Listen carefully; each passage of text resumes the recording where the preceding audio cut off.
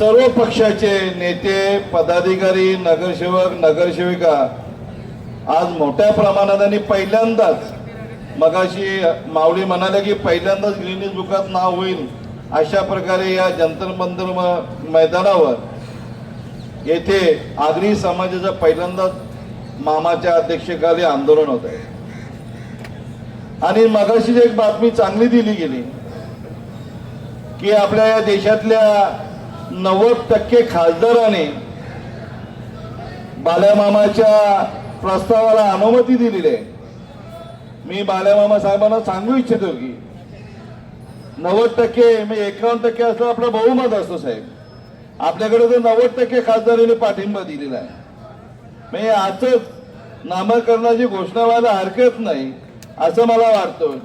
पण तसं होत नसेल तर मगाशी मान्यवरांनी अनेक सांगितलं गेलं की आता जंतर मंतर नको, कारण जंतर मंतर म्हणजे भरपूर अंतर असेल तर विमानतळ आपल्या बाजूला आहे, विमानतळामध्ये जायचं नसेल तर चारी बाजूला रोड जे आहेत ते आगरी समाजाच्या जागेवर रोड झालेले आहेत।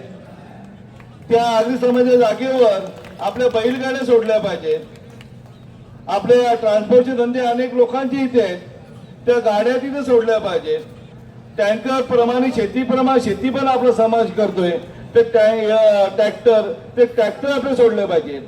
म्हणजे कुठलाही जो विमानामध्ये प्रवासी येतो तो बाहेर जाता कामा नये, बाहेरचा आतमध्ये येता कामा नये।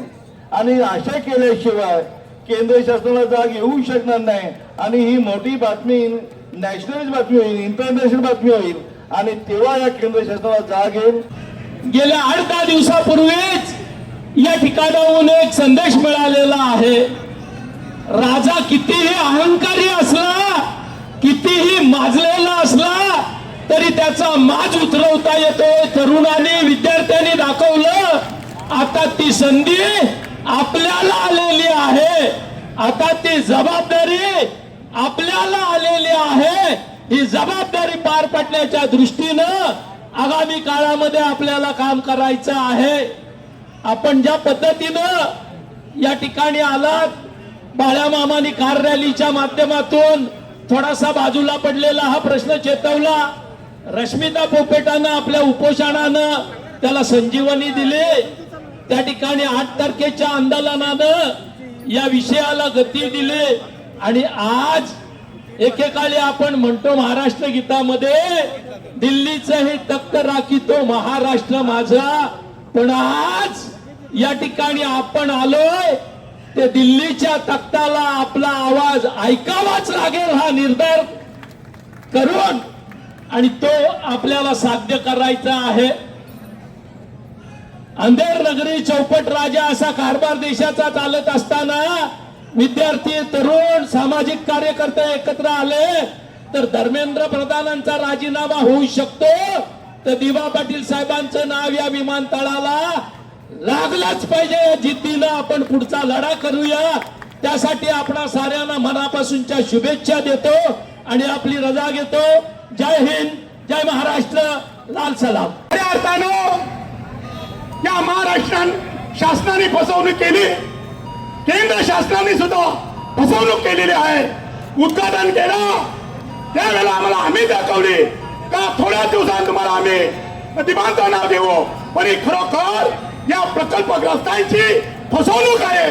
म्हणून आज जंतर मंतरवर आम्ही आलेलो आहोत। मी तुम्हाला सांगू इच्छितो, ठाणा रायगड पालघर मुंबईच्या सर्व बैलगाडी संघटनेच्या संदेभाई माळी, राहुल भाई आणि मी नंदराज मुंगाजी आम्ही त्या दिवशी शपथ घेतलेली आहे।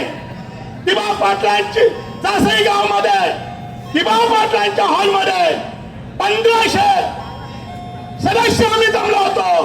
तेव्हा त्यांना मी शब्द सांगितलं होतं की आता या येणाऱ्या विमानतळाला विमानतळ नाव लागलं नाही तर आपला प्रत्येक बैल मालक प्रत्येक बैल घेऊन या विमानतळाला घेराव घालू आणि एअरपोर्ट 2 ते 3 तास बंद पाडू।